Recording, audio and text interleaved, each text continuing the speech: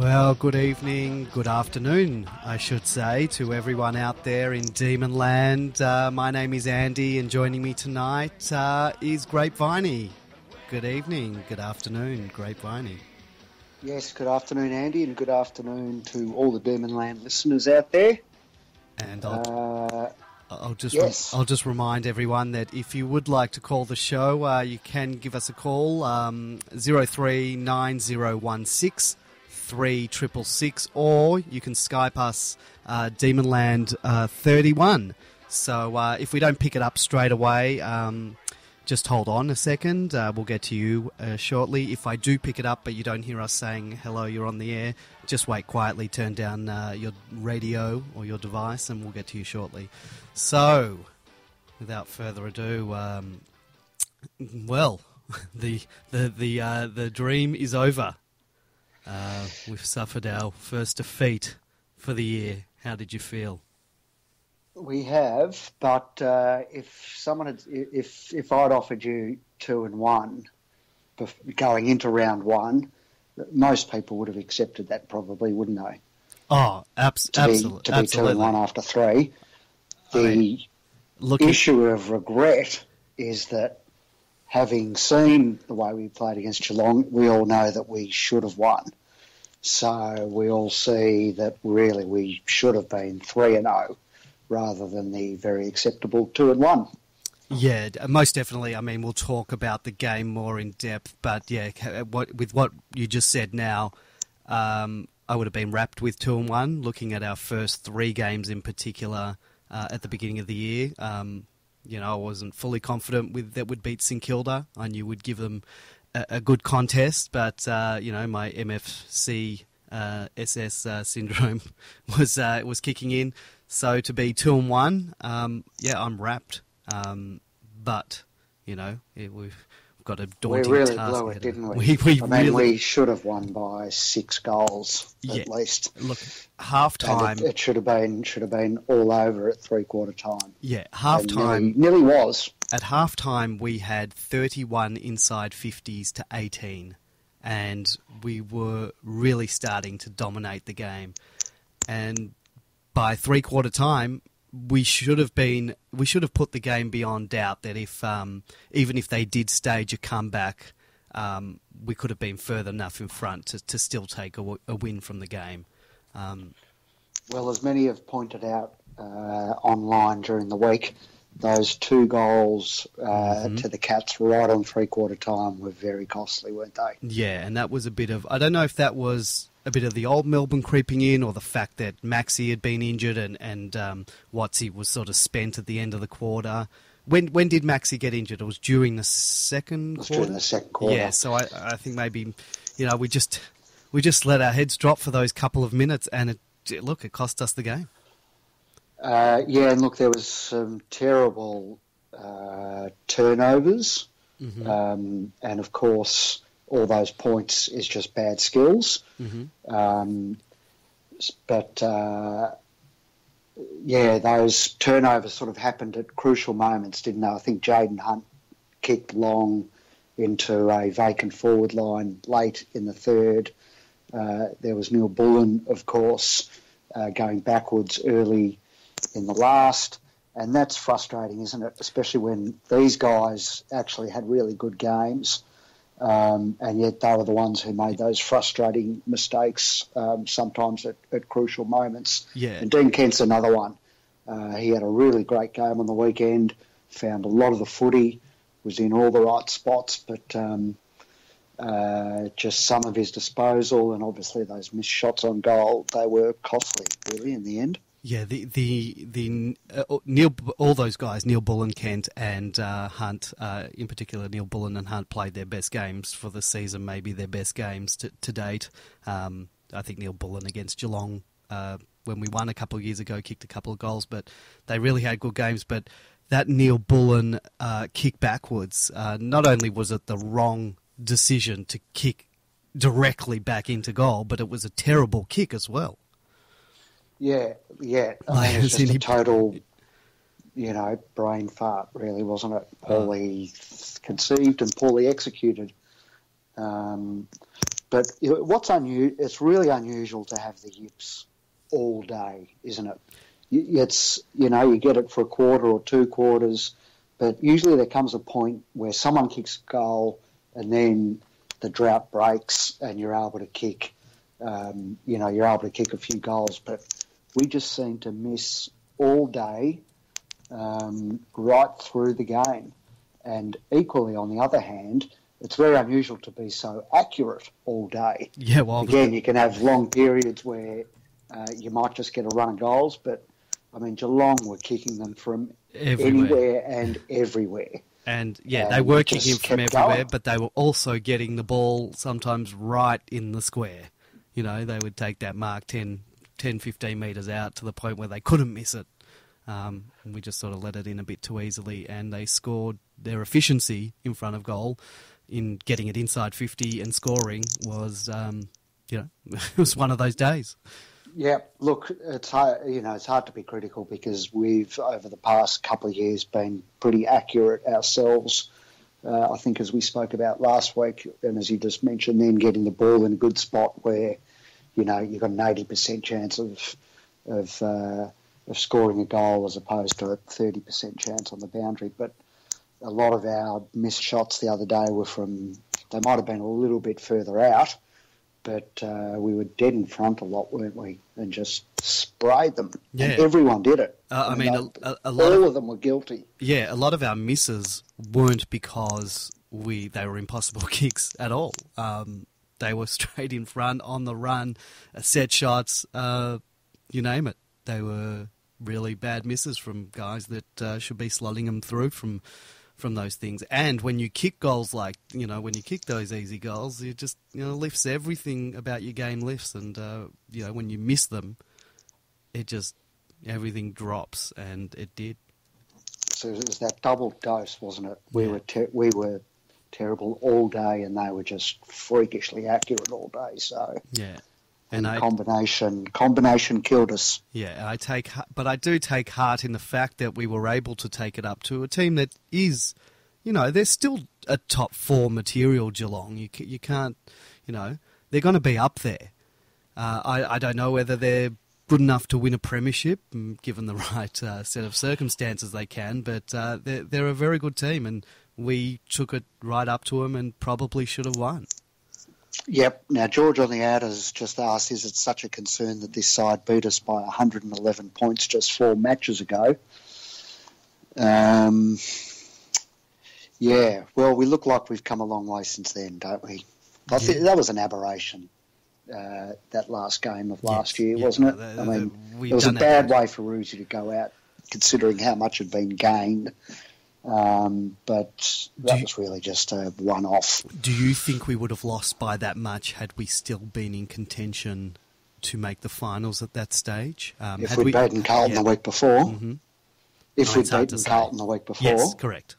It's hard to say, obviously. But, no, although, according to those who know, the players were spent by the time the Carlton game came around. So who knows? Yeah. Is that a concern, or are we fitter this year? Are they a bit older? And well, you'd hope they'd be fitter. The guys that have been on the list for quite a few years, the more pre-seasons they do, the fitter they are. Obviously, someone like Clayton Oliver will be improving his tank for the next few years, I would have thought, before he gets to sort of the maximum point where it's meant to be. But, the fitness of the side reflects the youth and experience of the players that make it up. So let's talk about the midfield. Do you think we were? Because do you think they were held sort of early on in the game? Do you think? And because you look at some of the stats early on, and we weren't getting a lot of the ball. I think Clayton Oliver was held early on. Yep. Just had the 28 touches this week. Yep. So quiet week for Clary. And Standards are slipping after 35 possession games in rounds 1 and 2. But having said that, they were playing on probably one of the best midfields, or best two midfielders in the league. Yes, yep, but we've got much better midfield depth than Geelong. Yes, I must say. And no conversation about the midfield last week should happen without mentioning Jack Watts. Yes. And his game, because he was really good in those middle 2 quarters, wasn't he? That goal that he kicked was absolutely sublime, and I was actually a little disappointed it didn't make it into. I don't know if I follow the AFL on Facebook, and they have the goal of the round each week. They have 3 nominations, and his wasn't in there. And That's I thought he did really well. It was a great sort of individual effort, considering that he had been going, at the time he'd done a fair bit of work in the ruck, and let's face it, he's not a ruckman, even though he does do an admirable job of pinch hitting. And shortly we'll talk about that ruck. He gets a lot of the ball around the ground, and he's such a good user, and that was a great goal. And it's funny, isn't it? He kicked the goal from 60 out or thereabouts, and Neil Bullen got one off the ground that had to go to score review for about 10 minutes, but was ultimately deemed a goal. And yet we missed all these absolute sitters. So sometimes you get the difficult ones and miss the ones from straight in front. Now, are you worried at all about Jack Viney's form at the moment? Probably hasn't had a stellar start to the year. Nope, not worried at all. Not worried at all. The different players will play well in different weeks, and he has had a slow start to the year. He didn't have a particularly good JLT from memory, did he? He had a very poor game over in WA. Yeah. But he's, it's not like he's been a lot better in the real in rounds 1 and 2 than he was in that third JLT game. So I don't think there's a worry at all. It's not like he's playing really poorly. Just hasn't, perhaps hasn't been at the level that he was last year. But that happens for periods here and there. So I would have thought he'll get back into it sooner rather than later. It was nice to see Dean Kent back on the field. Really adds a little bit of extra pace in that forward line. We've got Garlett, but to have 2 guys that are super quick is quite a weapon to have down there. Yeah, I've always been a fan of Kent. He does have his detractors on Demon Land. A lot of people think that he goes missing for periods. But with Kent back, it's a dynamic forward line, isn't it? Yeah. Jesse and Sammy, and then Petracca is the mid-size. Kent's also he's small but he's got can take a grab. But with he and Jeffy sort of buzzing around, it's a really strong forward line. Now you mentioned, and all of them are capable of kicking goals. Yeah, for sure. You mentioned Sammy Wiedemann down the forward line had a quiet game. Yep. Now, obviously, Hogs isn't in the team at the moment, so we sort of have a need for him to be in there. But do you think if Jesse was in the team, would they persist? Do you think they'll persist with him, or do you think they would let him sort of find some form in the twos? No, I think if anything, he's more likely to play when Jesse's playing. Yep. Because for the moment he needs that support of someone else there. I think he missed Jesse on the weekend, and I don't know if we're going to talk about selection just yet, but yeah, we'll it'll be interesting to see what they do this week. Wiedemann and Smith. don't have a lot of games between them, and do they need someone else down there, sort of to help take some of the pressure off two guys who are very inexperienced at the moment. We've got one more week without Jesse, so what happens down there this week? Yeah. It is something to think about now. It's just interesting because I don't know if you saw Simon Goodwin's post-match presser, but when he was asked about Max and Spencer and whether Jake would just come in, he gave a very cryptic answer, and he talked about. He said Jake was in good form, I think, or had given a decent account of himself, and then he said, but the coaches like to experiment, or there's words to that effect. They like to be adventurous, I think he said. Yep. And it was a strange answer. Ooh, I think I've lost Grapeviney. I lost you for a second. So I don't know, maybe he was playing... Hello? Yeah, I lost you for a second there, but you seem to be back. Yep. So, I don't know. Is he playing, just playing funny games with Ross Lyon's head? Or will they potentially bring in Peterson and share the ruck duties between Peterson and Watts, swapping forward and ruck? I don't know. Is that is that an option? I don't think you can do that. I think you need to have a ruckman in the team.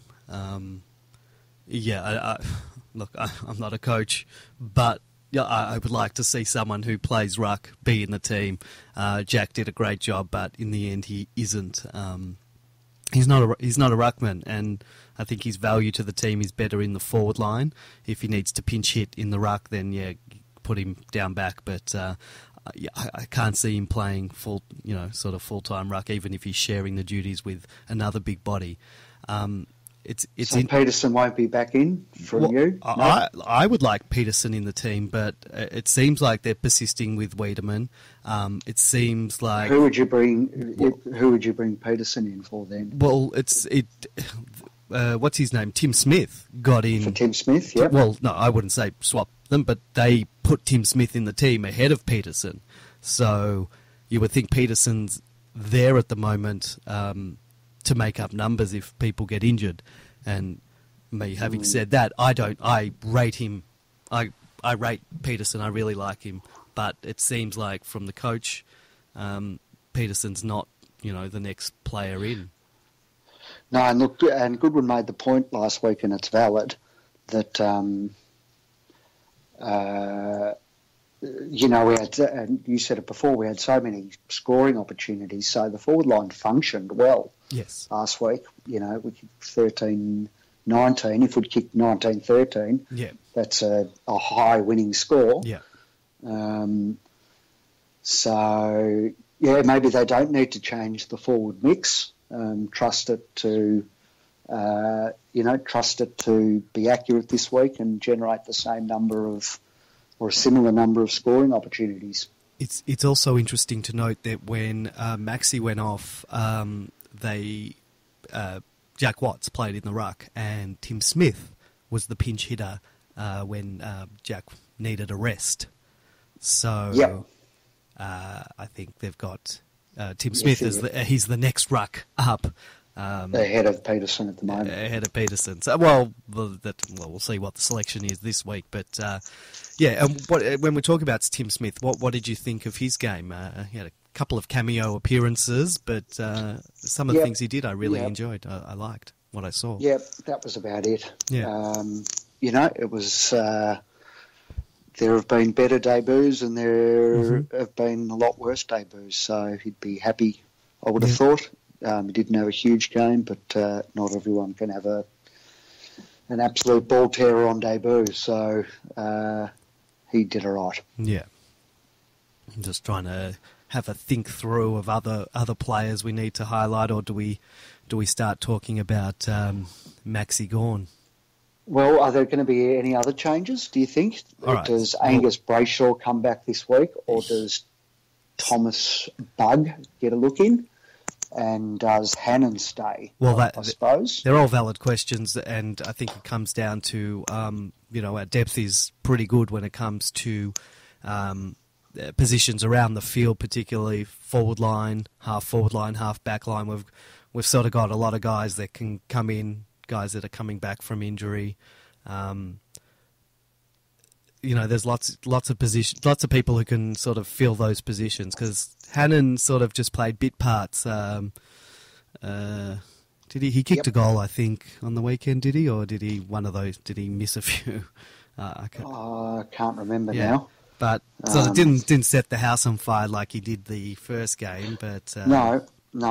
But again, he went all right. He didn't have a really poor game, but as you say, it wasn't as good as the week before. But look, it'll be.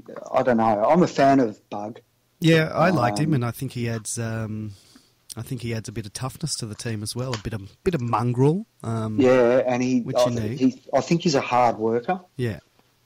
I know he's got his detractors on Demon Land, but I've been a fan of his. Going back to when he played at GWS in, I think, their first year, I liked him. I think I had him in my dream team that year, and he always did well for me, so I like him. Yep, that works, doesn't it?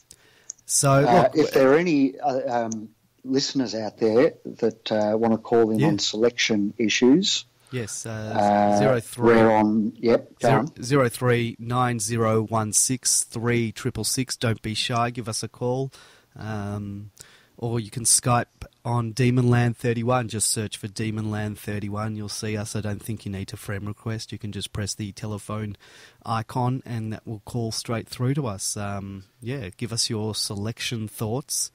And Kumamatu Ken has just let us know that Hannon kicked one on the weekend. So yeah, I thought so. One of the rare few that actually got a goal, yeah, as opposed to a behind. Yeah, so look, we've got the depth for those players. The question is whether we have the depth to cover Maxi. I mean, that's the thing. Like, yeah, Jake Spencer comes in, and I think he can do an admirable job. If you have a look at someone created a post. I'm not sure if it was today or last night. It's called Spencer It In, and sort of listed the games that Spencer's got coming up, and whether how he'll do in those games. And artificial wisdom. Yes, artificial wisdom. That's the poster. But then again, I think he can do. I think we've got the midfield depth that can sort of ride this wave. But I think you need a big body, someone like Spencer, who can go in it at the taps. All right, he's not as great around the ground as Max is, taking the marks. But then again, he kicked 3 goals against West Coast in the JLT. Maybe he can go down forward and create some scoring opportunities.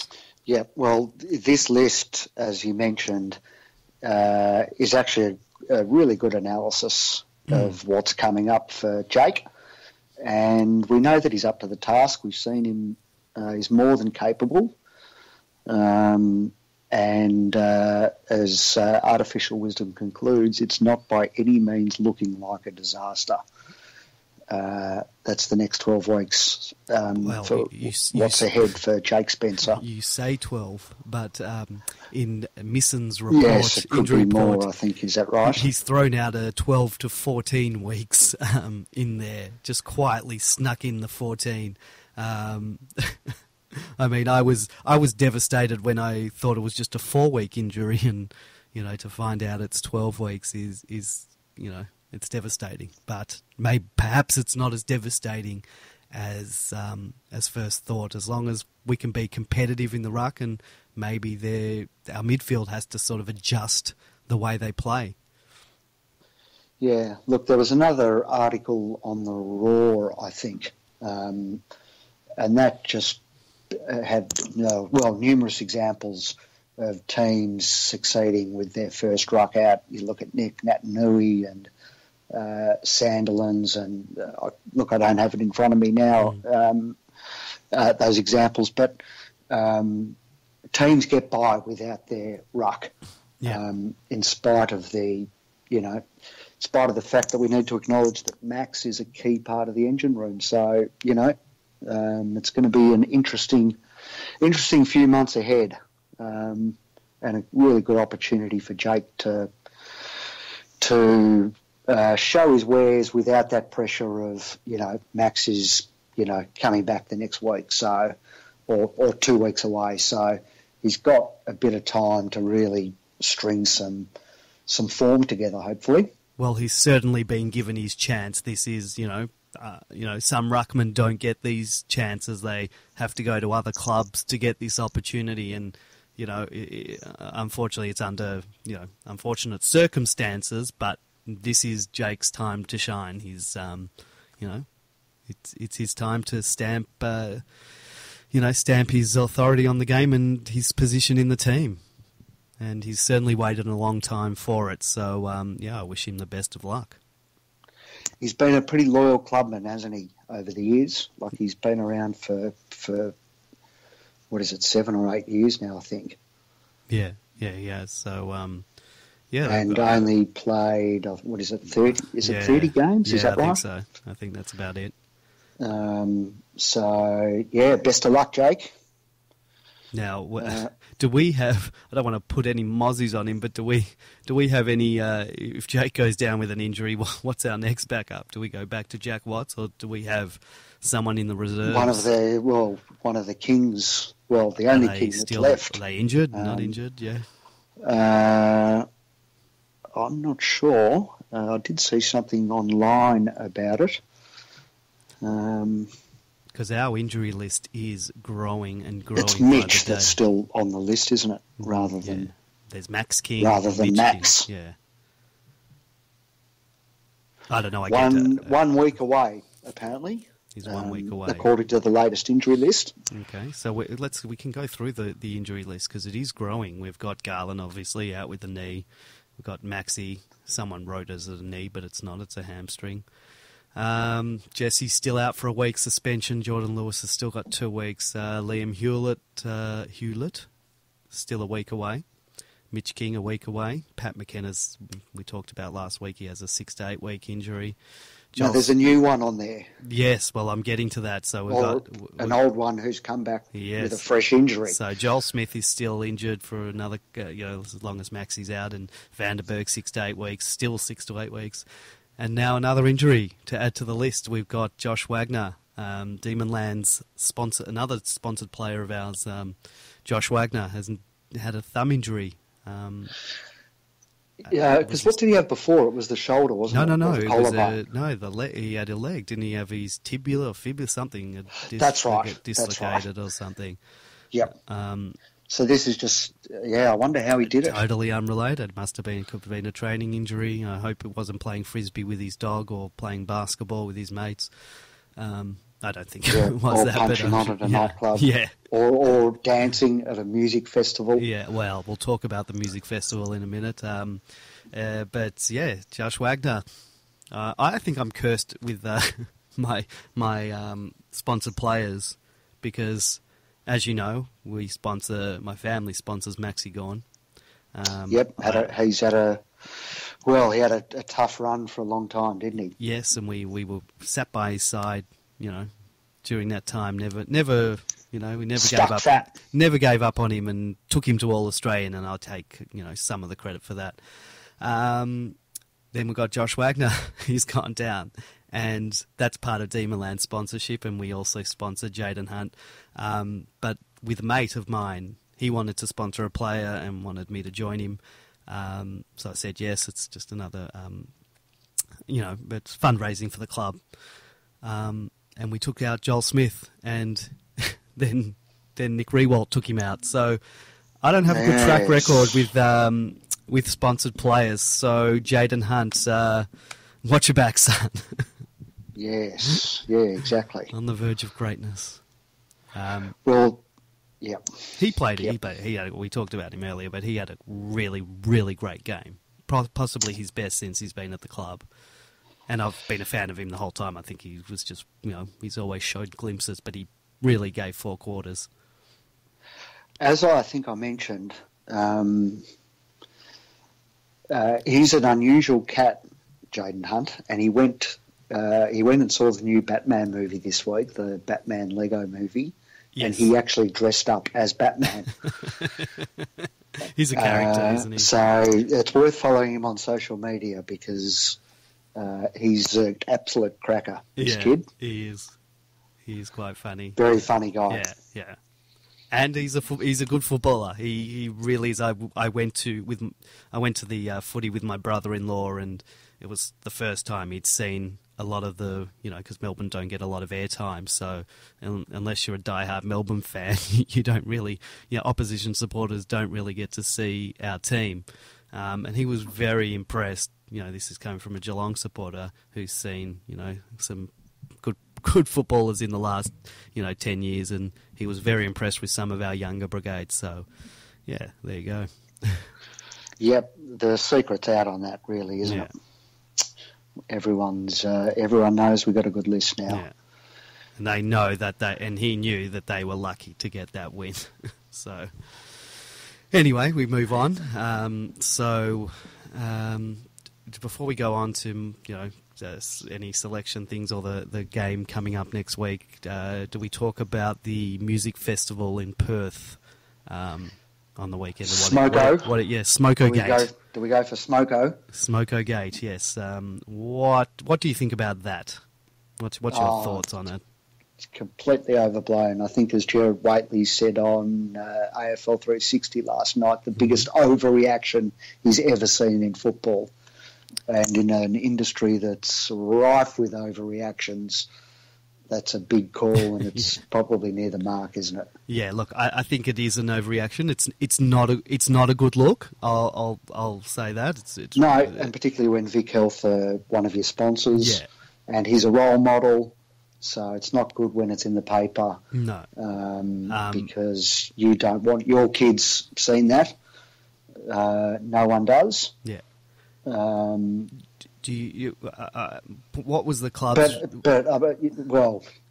What was the club's reaction? The club couldn't do really anything. I found it a bit unusual that they made reference to his personal situation at home. I thought they could have just handled it without sort of having to put that out there that he was sort of at home, to see his family for that reason. Well, do you think that was more so to say, well, the reason he was there was because of that? Like, normally we wouldn't just let players who were suspended go home and go to music festivals. Maybe. I think that's why they threw that out there, just to say, we don't make a habit of letting suspended players just go home, get rewarded, so to speak. So they were saying he wasn't rewarded, he was going home. I don't see it so much as a reward. Even if you just take away the illness of his father. Yep. There's no reason why he can't go back home occasionally. Do you think he should forget the illness to his father? I think that's all part of player management. Welfare, isn't it? Yeah, but and just looking after your players and being sensitive to whatever their needs are. If he needs time at home occasionally, then so be it. Do you think if his father was unwell, they would have let him go back? Like, did they let Dean Kent? He's from WA. Does he go back? He's been out. Like, I don't know. Should he be? Should he be at the game like Jordan Lewis was at the game? Helping out in the coach's box. No, I think if you've got family reasons. No. Well, I'm saying forget it. Like, I don't know. Do we forget the family reason? Not forget the like that's, I understand if he's got family reasons. Yeah, by all means, he can go. He can go back. But I'm saying if there aren't family reasons, do you let them go back mid-year?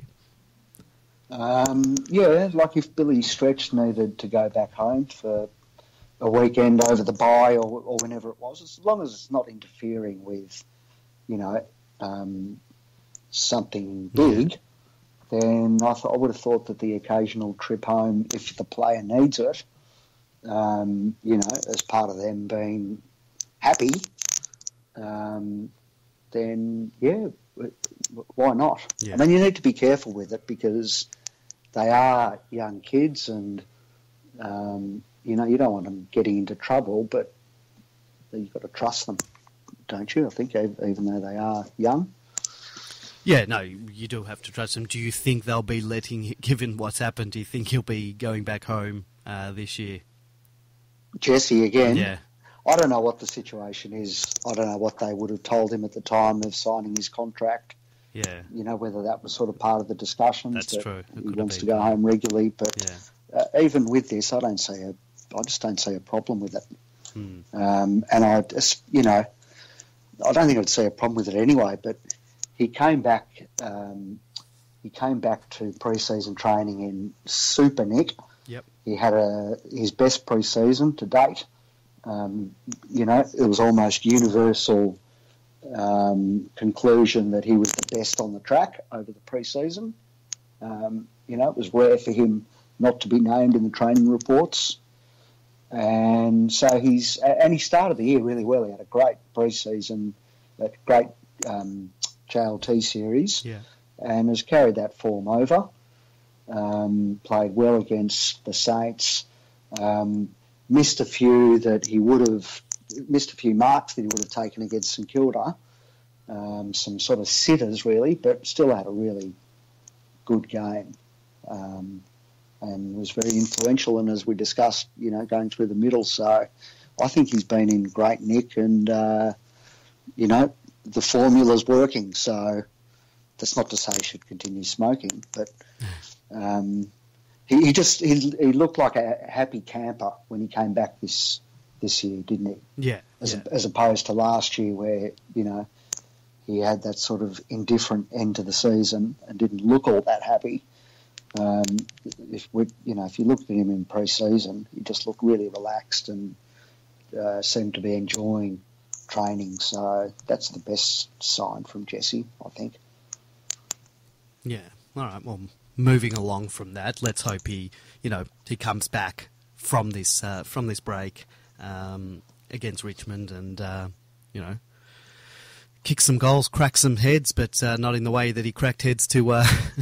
Well, he had his breakout game was against Richmond in this fixture 3 years ago, wasn't it? The Anzac Day. Or 2 years ago. Yeah. That Anzac Eve game in the wet. Yep. Where I think he might have kicked 4, including that ripper at the end from the boundary in the final quarter. And monstered Rance, and he that was the night we sort of just really saw how good he was going to be, wasn't it? Yeah, it's that game, sort of shaping up to be a real cracker of a game. I mean, we've still got to get over this week, but it could be a good game, and I do hope the Tigers continue their winning until we play them. Let's hope they've got inflated heads when they come up against us. That'd be good, wouldn't it? Yeah. It'd be good for them to go in as favourites, because... Yeah, they're definitely for us. Then they'd be ready to drop one in typical Tiger fashion. Yep, and hopefully we see some... Hopefully they bring their microwaves to the game and we can assist them with burning their memberships. Is Christian Petrarca our Dustin Martin? I don't think you can. Are they similar footballers? Yeah, I thought he had a ripping game on the weekend. He's just bursting at the seams to have a real breakout game where he's already taking all those marks, and he's going to start kicking a bag of goals as well, and he's very hard to match up on, I think. Because he can break through tackles, he can take a mark overhead. Like Martin's very hard to tackle, and Petrarca's going to be the same, or is the same. Yeah, I don't think same build. Yeah, I don't think he's quite there yet on Dusty's level, but Dusty's had a lot more seasons under his belt in the big time, and it's only a matter of time, I think, before Petrarca can match that. Yep. So we've got a big game this week. It's, I would have penciled this game in as a win a few weeks ago, given the way Fremantle had gone over the pre-season in the first couple of games. But then all of a sudden they knock off the reigning premiers, and and then we have some injuries, particularly to Maxi, and all of a sudden I'm a little bit nervous that it might not be as easy as I thought it would be. But you can't take any team for granted, I don't think. No, but look, we know by now we can match it with the best of them if we're on any given day. So really, we should be too strong for Fremantle, even minus Max and Jesse and Jordan. Yeah. If we play as well as we did in those middle two quarters against Geelong, then we should be too strong for Fremantle. And it just seems like that the message coming from the club, and you hear it a lot, and maybe it's overused, is that, we're going to be a team of role players. Yeah. And, you want to get to that situation where anyone can go out and someone can come in and play that role, and the team continues to function as it's meant to, without disruption. So that's when you really test your depth. We haven't really had our depth tested yet this year. We've had quite a few injuries, but they're not to the core group as we've discussed previously. So, Jake's the one that's got to come in and play the role this week. Yeah. Hopefully we see the same sort of game that we've seen, or attempt to get at the same sort of game. I'm trying to think matchups. Who were their forwards? Who's kicking? They don't have, with Pavlich no longer there. I'm just trying to think of our matchups down back. I'm not sure. Don't think I've seen them play this year, Fremantle. So, like midfield, obviously, with Fife there. Do we go try and do we try to tag him, or do we just play it, just play our own game and not worry about him? I'm not sure. I'm not sure whether they've tagged Fife in the past, but I don't know whether someone like Bernie goes with him. But I would have thought, we're trying to play our game, aren't we? Yeah. Like Goodwin's got an idea of what he wants to do, and I think he'd rather play his game and let the opposition worry about us than think defensively. Yeah. Obviously, he's thinking both. Yeah. It's not one or the other. Demon Jack's just written in that Freo have Cam McCarthy at forward now. That's right. Look, he hasn't been that great this year, Cam McCarthy, because I've sort of McCarthy. I've been following him a little bit because I had him in one of my dream teams early on, and he hadn't really done terribly much. But I'm not really worried about him. I just. I don't know. I'm trying to think back to in the game on the weekend. We weren't tagging, their midfield. We sort of at times it seemed like we were playing our own game. Sometimes I think once Jones had a ripper of a game, and then in the last quarter they really put the hard tag on him. But I don't think we were putting the hard tag on any of their players. Or for any extended period of time, anyway. Yeah, so I'm not sure we'll do as that. I say, but I think Goodwin trusts the team to play our game and let the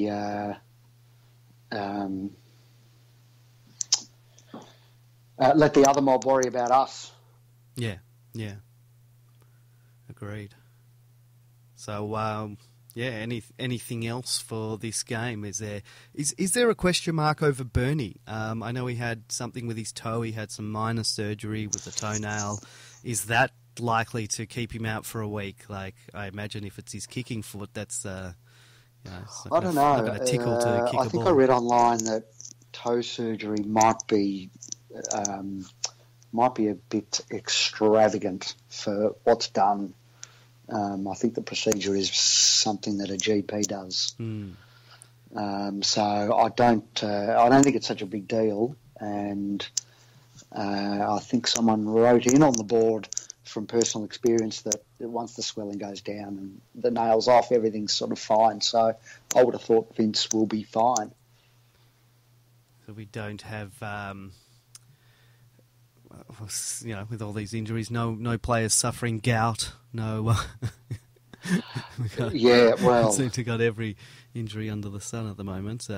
Because he wasn't listed on the Bernie wasn't listed on the injury list. So no.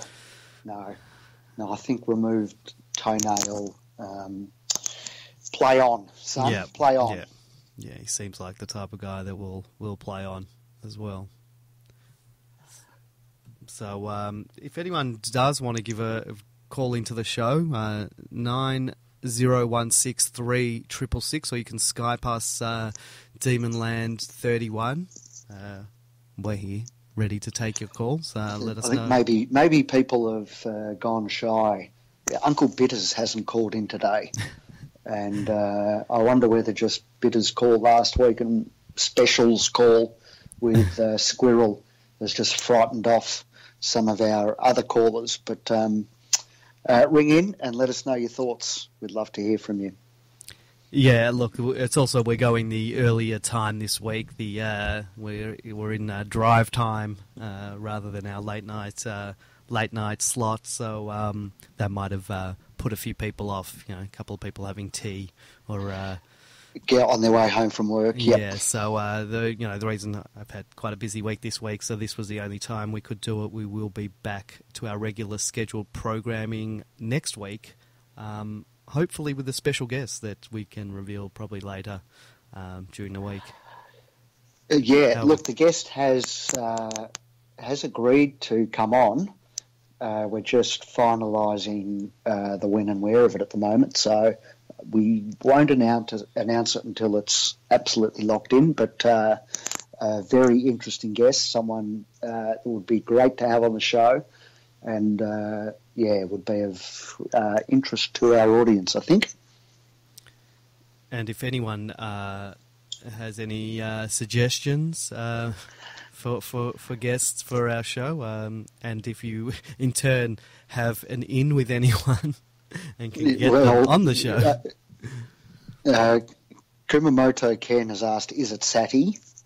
It's not Satiric and Home, no. Or Pro D. Yeah, and no, it's not Pro D either. It's not any posters on the site, but we are not. We would like to chat with some posters. With Grapeviney and I have discussed that, and at some point we will talk to some of the more interesting posters on the site. Yep. Pro D is one of the good posters. I think most people agree that his take on footy is pretty bang on most of the time. Yeah, that's right. Just those numbers again: 0390163666. We know we've got quite a few people listening, so please give us a call. Skype Demonland31. So any interesting observations, any interesting things you've seen on Demonland this week that you want to bring up before we close out the show for this week? No, not really. It's just been a fairly regular week on Demonland, hasn't it? I think. Yeah, well, it hasn't. I didn't go in the match day thread. I find that when I'm at Etihad, I can't, in spite of the big brouhaha they make about their connectivity, I can never seem to load a page when I'm at Etihad. I can't connect at all, basically. So I didn't go in the match day thread. I imagine it would have been absolute meltdown in there as we kicked ourselves out of the game against the Cats. Were you in there at all? No, do you know what went down?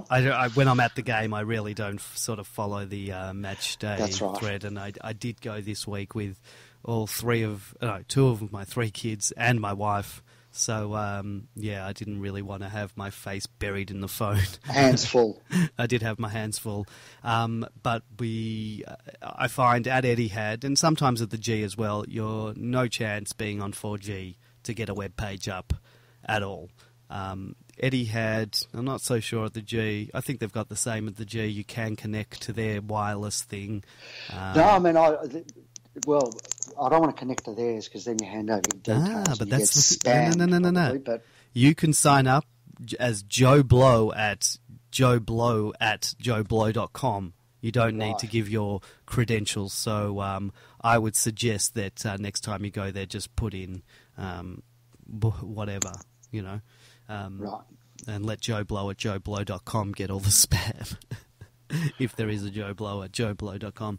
I would suggest you do that because you can get some connectivity that way because you're no chance to get it using your Telstra or whatever service provider you are with. So, I would suggest that. I have that issue at the G, but definitely at Etihad I can never connect. Yeah, well, I'm going this week. I'm taking 5 sports mad Americans to the footy this week to their first game of AFL football. What do they follow in the States? They all of it? Or? Well, they're sports mad. They're Philadelphia Eagles fans in the football. They are huge ice hockey fans. They follow the Philadelphia Flyers. The Flyers, yep. Huge fans of that. The Sixers. They follow the Sixers, but they're not as hardcore with that, and I think the Sixers have been pretty ordinary. They had the number 1 pick in the draft, the last draft, which means that they must have finished bottom or thereabouts. I think they follow that, but they're sort of more hardcore on the football and thing, and I think they do go to baseball, but baseball's pretty boring. So they are sports mad, and they're coming. They're intrigued by the AFL, so I'm taking them to the game. So hopefully we can convert another few supporters into fans and perhaps members. Yes, absolutely. Well, I actually went with a first time football person last week. Yes, how'd that go? A Mauritian friend of mine who is now a Melbourne supporter, not yet a member. Yep. But I'm considering just buying in one of those smaller categories, maybe a 3 or 5 gamer. But look, I think he enjoyed it. Excuse me.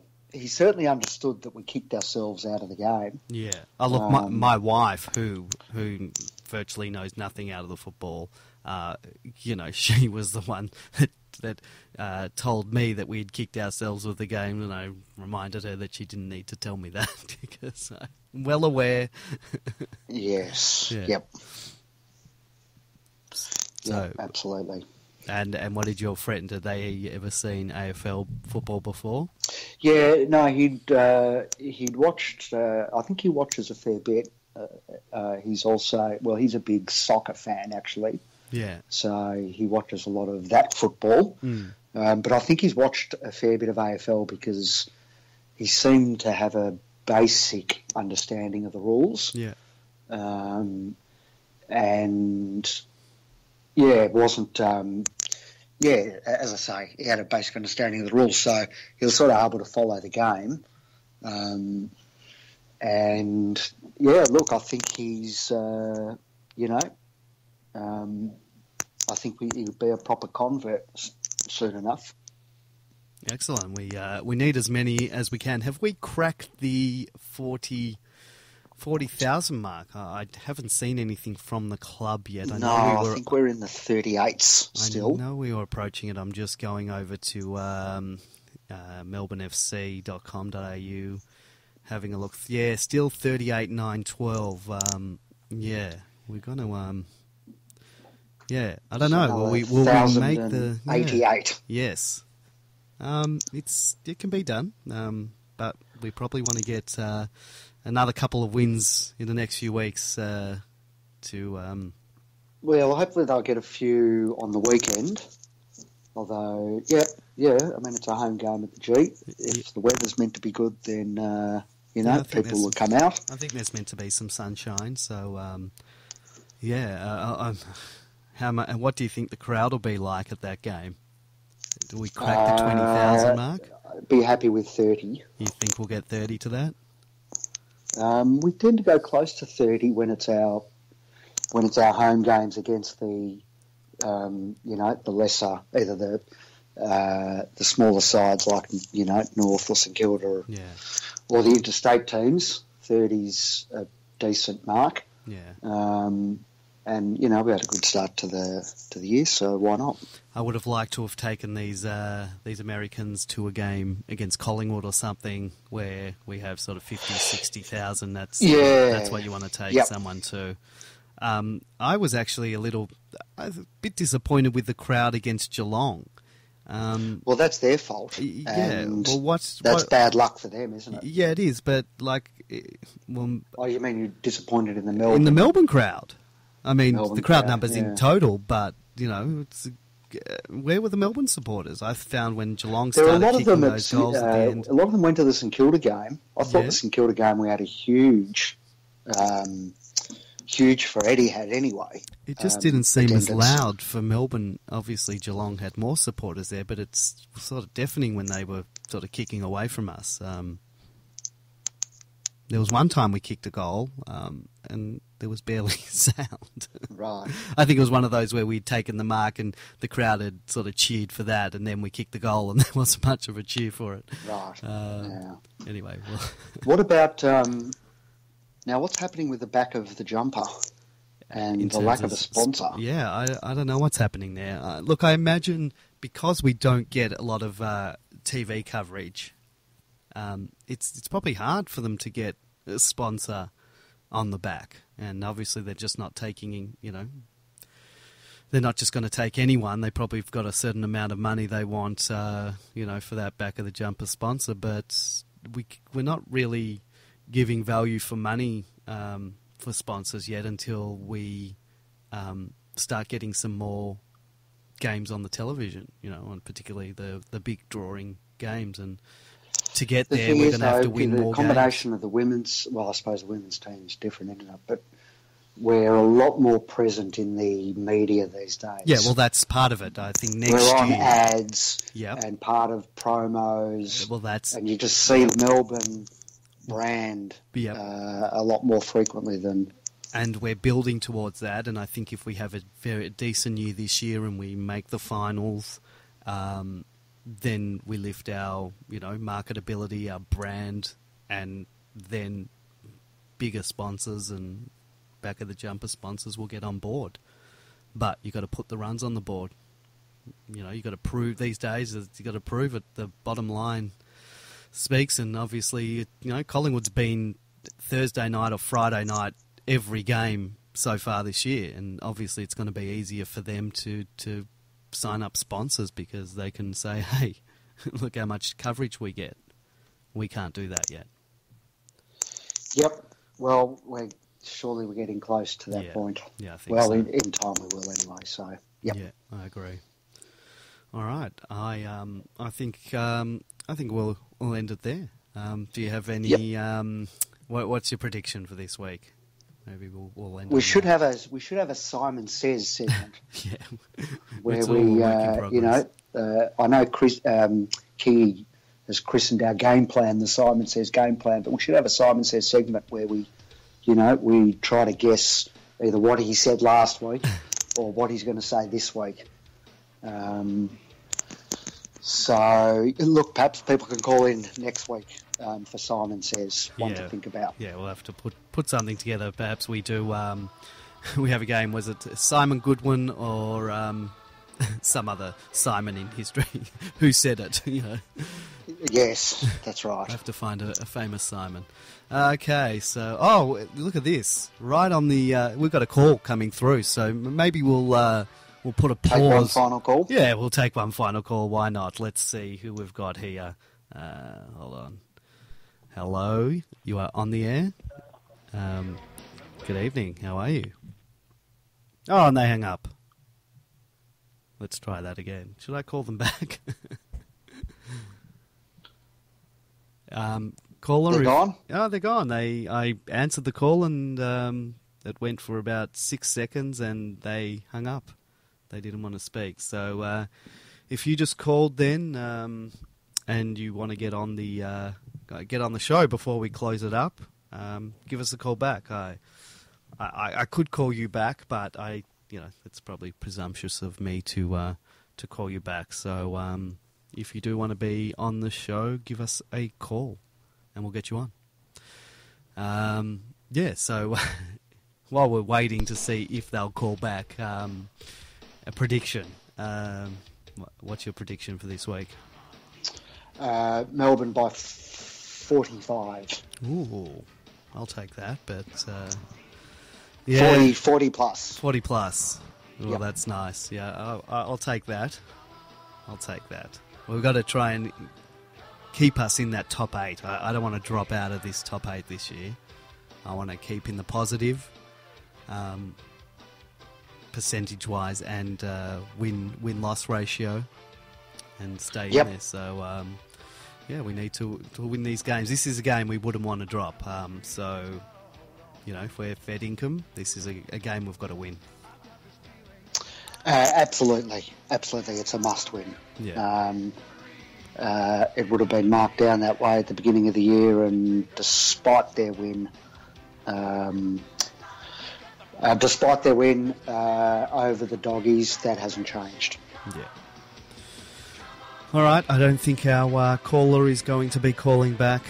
Next week, perhaps. Yes, next week. I think maybe they'll put off a bit by the Simon Says game. All right. Thank you for joining me tonight, Grapeviney.